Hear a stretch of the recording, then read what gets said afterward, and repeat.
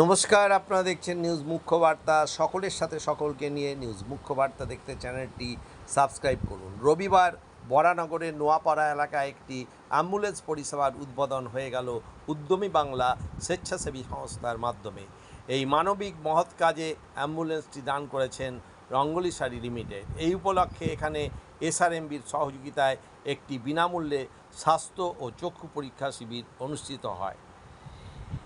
ওই দিন এই অনুষ্ঠানে ৫৪ জন মানুষকে চশমা, ২৫ জন মহিলাকে শাড়ি এবং ৩৫টি চারাগাছ বিতরণ করা হয়। এই মহতী অনুষ্ঠানে উপস্থিত ছিলেন বিশিষ্ট উদ্যোগপতি এবং রঙ্গলি শাড়ির কর্ণধার নিখিল জৈন, রিসরা প্রেম মন্দিরের মহারাজ স্বামী নির্গুণানন্দ ব্রহ্মচারী, ইন্ডিয়ান স্ট্যাটিস্টিক্যাল ইনস্টিটিউটের অধ্যাপক ডক্টর গৌতম পাল, বিশিষ্ট সমাজসেবী প্রতিম সরকার।